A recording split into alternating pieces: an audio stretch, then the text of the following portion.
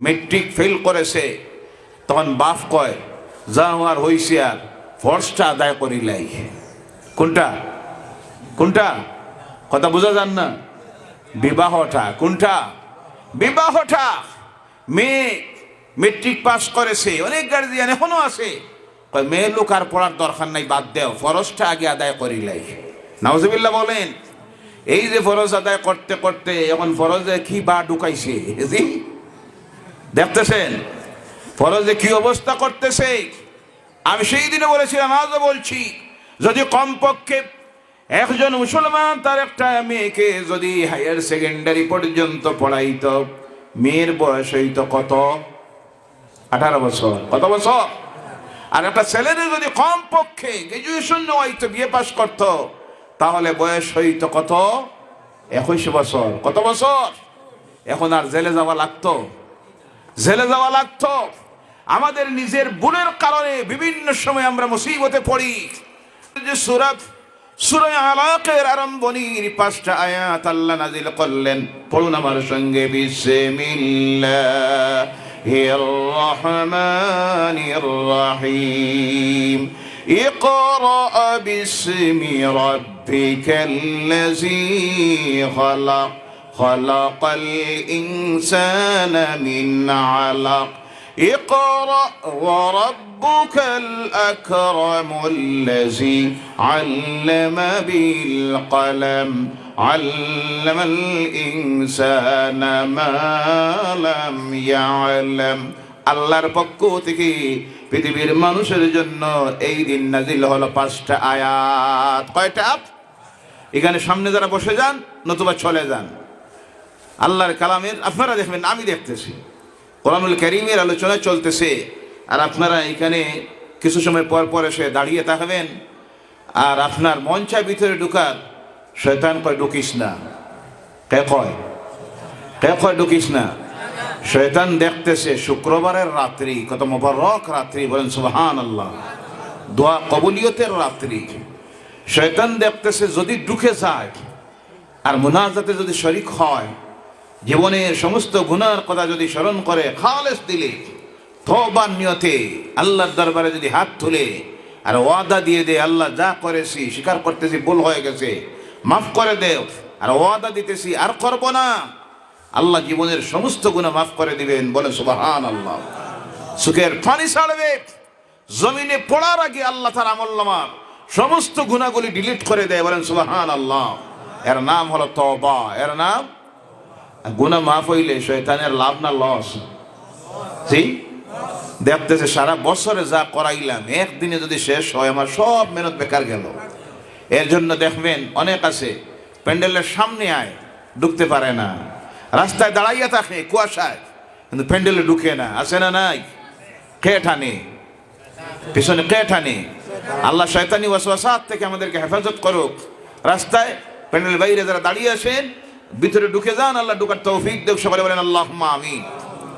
ভাইরা আমার, এই আল্লাহর কালামে কোরআনুল কারীম নাজিল হওয়া শুরু হলো। নাজিল হতে গিয়ে আল্লাহ পাক 1 নম্বরে যে শব্দটা নাজিল করলেন, আয়াতের আলোচনায় যাচ্ছি না, আল্লাহ পাক 1 নম্বরের যে শব্দটা নাজিল করলেন, ও আমার হাবিব, আপনি চিন্তা করতেছেন এই মানুষগুলির অবস্থা দেখে কি দিয়ে এদের নৈতিক চরিত্রের পরিবর্তন করবেন আপনি? আমি আপনাকে বলে দিতেছি, আপনি তাদেরকে শুনাইয়া দেন, তারা যেন পড়ে তাদের রবের নামে যিনি তাদেরকে সৃষ্টি করেছেন। 1 নম্বরে আল্লাহর পক্ষ থেকে যে হাতিয়ার পৃথিবীর মানুষের হাতে তুলে দেওয়া হলো নৈতিক চরিত্রের আমলের পরিবর্তনের জন্য, আল্লাহর ভয় ভিতরে আসার জন্য, প্রকৃত একটা মানুষ বনার জন্য, শান্তির জীবন পাওয়ার জন্য, দুনিয়ার জীবনে আখিরাতের জীবনে, যে হাতিয়ারের নাম হলো জ্ঞান। কোনটা? আওয়াজ করে বলেন। জ্ঞানের মশাল। জ্ঞান ছাড়া কোন মানুষের চরিত্রের আমলের পরিবর্তন করা সম্ভব? আজ আমার এই সমাজ জ্ঞানের দিক দিয়ে কোথায় গিয়েছে? অবাক হতে হয়। পৃথিবীর দ্বিতীয় জনশক্তি আজকে 2 কোটির কিনারায় পৌঁছে গেছে। সুবহানাল্লাহ বলেন না? 2 কোটির কিনারায় পৌঁছে গেছি। মুসলিম অধ্যুষিত রাষ্ট্র, ইসলামিক রাষ্ট্র বলতে একটাও নাই। পৃথিবীতে ইসলামিক রাষ্ট্র একটাও নাই, কোরআনের শাসিত রাষ্ট্র একটাও নাই। আছে মুসলিম অধ্যুষিত রাষ্ট্র, মানে মুসলমানরা সংখ্যাগরিষ্ঠ রাষ্ট্র 57টি রাষ্ট্র। সুবহানাল্লাহ বলেন।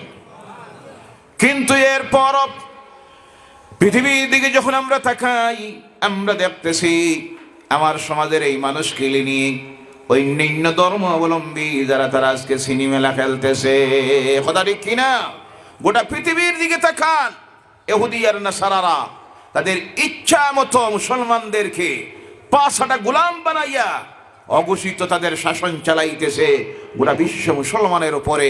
তার কারণ হলো যে হাতিয়ার দিয়ে তাদের মোকাবিলা করা, সেই হাতিয়ার আজকে আমাদের হাত থেকে ছিনিয়ে নিয়েছে তারা, যেটা হলো জ্ঞানের মশাল। কিসের মশাল? জ্ঞানের মশাল। ও আমার ভাইয়েরা মুসলমানেরা, আমার এই দেশ, শুধু আমার এই দেশের দিকে যদি দেখতে যাই তাহলে আমরা দেখি বর্তমান এই দেশের শিক্ষার হার 65% পৌঁছে গেছে। 65% শিক্ষিত সমাজ যখন আমার এই দেশের শিক্ষার এই হার, আমরা যারা কোরআনের অনুসারী মুসলমান যারা, তাদের শিক্ষার হার আজকে দেখা গিয়েছে 40%। নাউজুবিল্লাহ নাই? দেশের শিক্ষার হার যখন 65%, সেই সময় আমাদের শিক্ষার হার হলো 40 থেকে 42%। নাউজুবিল্লাহ বলেন, নাউজুবিল্লাহ। যে জাতির, যেই সমাজের মানুষের ধর্মগ্রন্থের 1 নম্বরের নির্দেশনা হলো পড়ো, সেই সমাজের মানুষ আজকে দেখলে আপনি অবাক হবেন। অনেক জায়গায় এই অবস্থা আছে। একটা বাচ্চার আপনার বয়স হলো 7, 8, 10, 12 বছর, ক্লাস 5 থেকে 6, 7, 8 পর্যন্ত পড়েছে। এরপরে দেখবেন এমন গার্জিয়ান আছে যারা বলে তোমার জন্য মাস্টার হওয়ার দরকার নাই, অফিসার হওয়ার দরকার নাই, আর পড়ার দরকার নাই, আগে পেট বাঁচাও, খাওয়ার বাঁচার চিন্তা করো। আছে না নাই? সেই বয়সের ছেলে মেয়েগুলিকে শিক্ষাঙ্গন থেকে তারা বাহির করে নিয়ে বিভিন্ন পেশার কাজে, ড্রাইভারি, দোকানের, হোটেলের বয়, আরো বিভিন্ন কাজের মধ্যে লাগাই দে। চিন্তা একটা, আগে খাওয়ার বাসার ব্যবস্থা করো। বলেন নাউযুবিল্লাহি মিন যালিক। ও আমার ভাইরা, আরো অবাক হবেন, যেই সময় পৃথিবীতে চলতেছে জ্ঞানের প্রতিযোগিতা আর প্রতিযোগিতা, জেনে রাখবেন একটা সমাজকে, জাতিকে আজকের এই পৃথিবীতে যদি টিকাইয়া রাখতে হয়, 1 নম্বরে তার যে হাতিয়ারের প্রয়োজন, সেই হাতিয়ার হলো জ্ঞান। কোনটা? টাকা দিয়া এই সমাজকে টিকাইয়া আপনি রাখতে পারবেন না, জনশক্তি দিয়ে টিকাইয়া রাখতে পারবেন না, জনবল দিয়ে টিকাইয়া রাখার ক্ষমতা হবে না। কারণ প্রতিযোগিতা চলতেছে এখন জ্ঞানের প্রতিযোগিতা। কিসের প্রতিযোগিতা? যে সমাজ, যে জাতি যত শিক্ষিত হচ্ছে ততই দেখা যাচ্ছে তারা উন্নত একটা সমাজ, একটা জাতি প্রতিষ্ঠিত হচ্ছে। তারা এই পৃথিবীতে দেখা যায় আজকে তাদের আধিপত্য চালাইতেছে। কথা ঠিক কিনা? ও আমার ভাইরা, একটা সময় ছিল মেট্রিক কেউ পাস করলে বোঝা যাইতো একটা শিক্ষিত মানুষ, হায়ার সেকেন্ডারি পাস করলে বোঝা যাইতো এটা একটা শিক্ষিত মানুষ। কিন্তু আজকের এই জমানায় কম্পিউটারের যুগে, ইন্টারনেটের যুগে, স্যাটেলাইটের যুগে, ফেসবুকের যুগে, যেই সময় মানুষ চন্দ্রে অভিযান চালাইছে, বিভিন্ন গ্রহে, সৌরজগতের বিভিন্ন গ্রহে যাওয়ার চিন্তা যখন করতেছে, সেই সময়ে তুমি আমি যদি মনে মনে ভাবি মেট্রিক পাস করেছি, শিক্ষিত হয়ে গেছি, হায়ার সেকেন্ডারি পাস করেছি, আমি শিক্ষিত হয়ে গেছি, আজকের এই আধুনিক বিজ্ঞানের যুগে এই শিক্ষার কোনো মূল্য নাই। কারণ অন্য সমাজ যে হারে শিক্ষার দিকে এগিয়ে যাচ্ছে, সেই হারে যদি আমার সমাজের ছেলেমেয়েরা এগিয়ে না যায়, এই জাতির ভবিষ্যৎ অন্ধকার। এই জাতির ভবিষ্যৎ অন্ধকার। কিন্তু দুঃখ লাগে, আফসোস লাগে, আজকে আপনি অনেক জায়গা আছে, এলাকায় গিয়ে আপনি জিজ্ঞাসা করেন, ভাই আপনার এই গ্রামে, এই এলাকায় কোনো বিএ পাস আছে? উত্তর দেয় নাই। MBBS pass? নাই। ডাক্তার আছে? এমএসসি পাস আছে? পিএইচডি পাস আছে? এমফিল পাস আছে? ইঞ্জিনিয়ার আছে? কোনোটা নাই। নাই আর নাই যদি হয় একটা সমাজের অবস্থা, জাতির অবস্থা, তাহলে আপনি বলুন এই জাতিকে কি দিয়ে আপনি টিকাইয়া রাখবেন? কারণ এদের মেরুদণ্ড দুর্বল হয়ে গেছে। আমাদের বাংলায় একটা শ্লোক আছে, শিক্ষাই হলো জাতির মেরুদণ্ড। শিক্ষা হলো জাতির মেরুদণ্ড। মেরুদণ্ড যদি একটা মানুষের দুর্বল হয়ে যায়, সে আর সোজা হয়ে দাঁড়ানি সম্ভব হয় না। আজকে এই জাতির মেরুদণ্ড দুর্বল করে দিয়েছি আমরা, যার কারণে এরা আজকে মাথা তুলে দাঁড়াইতে পারতেছে না। অন্যায় আর অন্যায় প্রতিবাদ, অন্যায় জুলুম নির্যাতন চলতেছে, কিন্তু মুখ খুলে প্রতিবাদ করার মতো এই সমাজের শক্তি নাই, সাহসিকতা নাই, সেইভাবে নেতা নাই, মানুষগুলি নাই। তার কারণ হলো যেটা নিয়ে তারা দাঁড়াবে সেই শক্তি তাদের নাই, যেটা হলো জ্ঞানের শক্তি। কিসের শক্তি? ও আমার ভাইয়েরা মুসলমানেরা, এর জন্য আফসোসের আগে অনেক সময় আমি বলি, আজ বড় বড় শিক্ষাঙ্গনগুলি, যেগুলি উচ্চ শিক্ষার শিক্ষাঙ্গনগুলির দিকে যদি তাকাই, এই রাজ্যে যে রাজ্যে আমরা বসবাস করতেছি মুসলমানেরা, এই আসাম রাজ্যে বর্তমানে আমাদের জনসংখ্যা হলো শতকরা 42%। সুবহানাল্লাহ নাই? বেশ কইলাম নাকি? জি, বেশ কইলেও আবার অসুবিধা আছে। আরো কোনটার মাথার বেদনায় ধরবো, আর কোন বুদ্ধি বার করবো, কেমনি আটকানি যায়? জি, আছে না নাই? এইভাবে চরিত্রের আছে না নাই? আছে। এই জন্য বেশ বললাম না। 42% যদি জনসংখ্যার দিক দিয়ে আমরা হই, তাহলে সেই অনুপাতে আমাদের ছেলে মেয়ে সেই শিক্ষাঙ্গন, উচ্চ শিক্ষাঙ্গনগুলিতে, school, college, university, engineering college, medical college, polytechnical college, central ইউনিভার্সিটিতে তাহার দরকার আছে না নাই? আমরা দিতে পারতেছি? আমরা সেই প্রোডাকশন দিতে পারতেছি না। কারণ আমাদের একটাই চিন্তা, খাওয়া বাসার চিন্তা। সবচেয়ে বেশি এক চিন্তা, কত তাড়াতাড়ি ধনী হওয়া যায়, কিভাবে একটা বাড়ি বানানি যায়, একটা গাড়ি বানানি যায়। অনেক আছে দেখবেন, ছেলে মেয়ের আর পড়াইয়া লাভ নাই, পড়ার তলে যা খরচ হইতো তা দিয়ে যদি একটা বাড়ি বানাই, গাড়ি বানাই, এর ভবিষ্যৎ অন্ধকার আপনি করতেছেন। ও আমার ভাইয়েরা মুসলমানেরা, আজকে বিভিন্ন জায়গায় গেলে পরে আপনি দেখবেন, একটা যদি মুসলমানের ছেলে রাস্তায় পুলিশ হয়ে দাঁড়ায়, কোনো সময় সমস্যায় পড়লে এর কাছ থেকে সাহায্য পাওয়া যায় কি না? কথা বলেন। একটা থানায় আপনি গেলেন কোনো সমস্যা নিয়ে, ওখানে যাওয়ার পরে যদি দেখেন একটা দারোগা আছে মুসলমানের ছেলে, তখন মনের মধ্যে যে সাহসটা আছে যে কমপক্ষে এর কাছ থেকে একটা হেল্প আমি পাইব, কথা ঠিক কিনা? কিন্তু আজকে আমরা সব হারাইতেছি। আজকে যদি দেখতে যাই, বড় বড় পদের মধ্যে যারা বসে আছে, IAS officer, ACS officer, APSC officer, doctor, SP, DC, আর বিভিন্ন পদাধিকারী যারা যদি দেখতে যাই জনসংখ্যার অনুপাতে, তার মধ্যে আমরা নাই হইতেছি। তার কারণ হলো আমরা পড়ি না। আজকে এই সন্ধ্যার পর আপনি যদি বাইর হন, অন্যান্য ধর্মাবলম্বী যারা আছেন তাদের এলাকায় গিয়ে আপনি দেখবেন তাদের ছেলেমেয়েরা কম্পিউটার নিয়ে বসে আছে, ল্যাপটপ নিয়ে বসে আছে, এর মধ্যে চার্জ করতেছে, বিভিন্নভাবে শিক্ষা গ্রহণ করতেছে, না হয় প্রাইমারি শিক্ষকের করে যাইতেছে।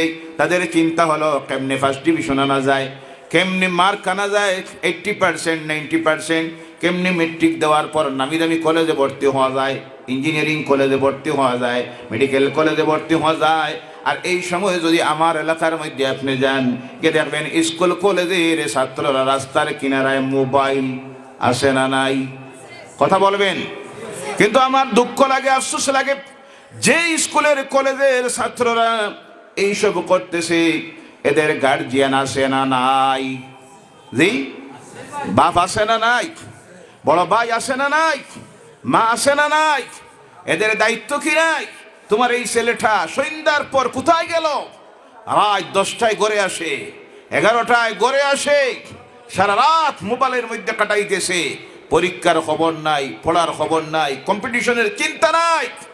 এই অবস্থায় যদি এই জাতি চলতে থাকে, এই অধঃপতন থেকে এদেরকে উত্তোলন করা কাহারও ক্ষমতা হবে? যতক্ষণ না তারা পরিবর্তন হবে, ততক্ষণ আল্লাহ তাদের পরিবর্তন করবে। ও আমার ভাইয়েরা মুসলমানেরা, এর জন্য আল্লাহর রাস্তে অনুরোধ রাখি, এই পৃথিবীতে যদি আজকে আমার এই সমাজকে যদি টিকাইয়ে রাখতে হয়, উন্নতির দিকে যদি নিতে হয়, প্রত্যেকটি বিভাগে আমাদেরকে আমরা প্রতিষ্ঠিত করতে হবে। আমার প্রতিটি ঘরে ঘরে, আমার প্রতিটি এলাকায়, আমার প্রতিটি মহল্লায়, প্রত্যেকটি গ্রামের মধ্যে একজন ডাক্তার তৈরি করতে হবে, ইঞ্জিনিয়ার তৈরি করতে হবে, বৈজ্ঞানিক তৈরি করতে হবে, পাইলট তৈরি করতে হবে। সেই সঙ্গে আমার এই সমাজের জন্য আরো একটা জিনিসের প্রয়োজন, প্রত্যেকটি ঘরে ঘরে, এলাকায় এলাকায়, মহল্লায় মহল্লায় আল্লাহর দ্বীনের, আল্লাহর হাবিবের ওয়ারিস, আল্লাহর কালাম কোরআনের জ্ঞানের জ্ঞানী মুহাক্কিক আলিম তৈরি করারও দরকার আছে না নাই? কথা বলে, হাফিজুল কোরআনের দরকার আছে না নাই? শুদ্ধ কোরআন তিলাওয়াতকারী কারীরও প্রয়োজন আছে না নাই? কিন্তু আফসোস লাগে, এই কথা আরো বলেছি, আজকে আবার বলছি, একটা অপশক্তি আজকে মাথা ছাড়া দিয়ে উঠেছে। যারা আমাদেরকে ললিপপ দেখাইয়া ইসলাম থেকে সরাইতে চায়, তারা একবার কামিয়াব হয়ে গেছে। তারা প্রথম কামিয়াব হয়েছে সরকারি মাদ্রাসাগুলিকে, তারা প্রথম যখন বেসরকারি ছিল তখন বলা হলো সরকারের কাছে সমঝাইয়া দেও, তাহলে তোমাদের ছেলেমেয়েরা একদিকে মাদ্রাসায় শিক্ষায় শিক্ষিত হবে, আর একদিকে জেনারেল এডুকেশনে শিক্ষিত হবে। তখন আমার সমাজের কিছু আলিম ওলামারা, যাদের সূক্ষ্ম জ্ঞান ছিল, তারা এর বিরোধিতা করলেন। কিছু মাদ্রাসাকে তারা বললেন সরকারের হাতে তুলে দেওয়া হবে না। কিছু তখন ক্ষমতা লোভীরা, যারা দেখলো মাস পড়লে পাওয়া যাইবে 50,000 কত হাজার, আর চাকরি জীবন শেষ হওয়ার পরে রিটায়ারমেন্টে আরো 30-40,000 মাসে, সেই ললিপপ দেখে মাদ্রাসাগুলিকে, মাদ্রাসার জনগণের দেওয়া সম্পত্তি সহ সরকারের হাতে তুলে দিল। আর দেওয়ার শেষ রেজাল্ট আসলো, এই মাদ্রাসাগুলি এখন আর মাদ্রাসা নয়, সরকারি স্কুল করা হয়েছে নি না? কথা বলবেন, গেল ইটা। এখন ললিপপ দেখানি হচ্ছে। তোমাদের ছেলে মেয়েগুলি ডাক্তার হওয়ার প্রয়োজন, ইঞ্জিনিয়ার হওয়ার প্রয়োজন, বৈজ্ঞানিক হওয়ার প্রয়োজন, মোল্লা মুন্সি হুজুর বানানির আর দরকার। নাউজুবিল্লাহ বললেন না? এই কথার উপরে আপনাদের মত আছে না নাই? আমরা কি এই মত মানব? আমাদের স্লোগান হবে, প্রতিটি ঘরে ঘরে আলেম তৈরি হবে, সেই সঙ্গে ডাক্তার তৈরি হবে, ইঞ্জিনিয়ার তৈরি হবে, বৈজ্ঞানিক তৈরি হবে, পাইলট তৈরি হবে, দুনিয়ার অন্য যা কিছুর প্রয়োজন সব হবে। কিন্তু সেই সঙ্গে আলিম তৈরি করার দরকার আছে না নাই?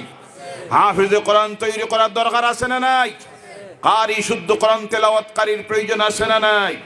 কিন্তু আমরা কোনোটা দিতে পারতেছি না, কোনোটা দিতে পারতেছি না। তার কারণ হলো আমাদের মধ্য থেকে জ্ঞানের মর্যাদা, জ্ঞানের মূল্য চলে গেছে। ও মুসলমানরা জেনে রাখেন, এই জ্ঞান অর্জন করা হলো আমার এই সমাজের এই জাতির জন্য। আল্লাহ রাসূল সাল্লাল্লাহু আলাইহি সাল্লাম বলে যাচ্ছেন, তালাবুল ইলমি ফারিয়াদাতুন আলা কুল্লি মুসলিম ওয়াল মুসলিমাত, প্রত্যেক মুসলমান নর এবং নারীর জন্য জ্ঞান অর্জন করা ফরজ। বলো সুবহানাল্লাহ। নামাজ পড়া যেইভাবে ফরজ, রমজানের মাস আসলে রোজা রাখা যেইভাবে ফরজ, ধন সম্পদ আল্লাহ দিলে তার বাড়ি যাওয়ার পর্যন্ত যদি শারীরিক শক্তি এবং ধন সম্পদ আল্লাহ দিয়ে দেয়, তাহলে সেই ব্যক্তির জন্য জীবনে একবার গিয়ে হজ করা ফরজ। নেশাব পরিমাণ মাল যদি আল্লাহ দিয়ে দেয়, বৎসরে হিসাব করে একবার যাকাত দেওয়া যেইভাবে ফরজ, সেইভাবে এই জাতির প্রত্যেকটা নর এবং নারীর জন্য আল্লাহ পাক তার রাসূলের জবান দিয়ে জানাইয়া দিতেছেন জ্ঞানের জন্য করা ফরজ। বলে সুবহানাল্লাহ। আমরা ভাবি 1 নম্বরের ফরজ হলো বিবাহ করা। কোনটা? কোনটা? ছেলের বয়স হয়েছে 11 বছর, 12 বছর, 13 বছর, 14 বছর, মেট্রিক ফেল করেছে, তখন বাপ কয় যা আমার হইছে আর ফরজটা আদায় করিলাই। কোনটা? কোনটা? কথা বোঝা যান না? বিবাহটা। কোনটা? বিবাহটা। মেয়ে মেট্রিক পাস করেছে, অনেক গার্জিয়ান এখনো আছে কয় মেয়ে লোক আর পড়ার দরকার নাই, বাদ দেও, ফরজটা আগে আদায় করিলাই। নাউজুবিল্লাহ বলেন। এই যে ফরজ আদায় করতে করতে এখন ফরজে কি বা ঢুকাইছে, জি দেখতেছেন ফরজে কি অবস্থা করতেছে। আমি সেই দিনে বলেছিলাম, আজও বলছি, যদি কমপক্ষে একজন মুসলমান তার একটা মেয়েকে যদি হায়ার সেকেন্ডারি পর্যন্ত পড়াইতো, মেয়ের বয়স হইতো কত? 18 বছর। কত বছর? আর একটা ছেলের যদি কমপক্ষে গ্রাজুয়েশন নেওয়াইতো, বিএ পাস করতো, তাহলে বয়স হইতো কত? 21 বছর। কত বছর? এখন আর জেলে যাওয়া লাগতো? জেলে যাওয়া লাগতো। আমাদের নিজের ভুলের কারণে বিভিন্ন সময় আমরা মুসিবতে পড়ি, আর আমরা অন্য যারা ইসলামের দুশমন, মুসলমানদের দুশমন, তাদের হাতে আমরা হাতিয়ার তুলে দেই, কথা ঠিক কিনা? আমাদের ভুলের এই সুযোগটা তারা নিয়ে আমাদের উপর তারা বিভিন্নভাবে অত্যাচার জুলুম নির্যাতন চালায়। আর তখন তারা এটাকে উদাহরণ বানাইয়া, দলিল বানাইয়া দুনিয়ার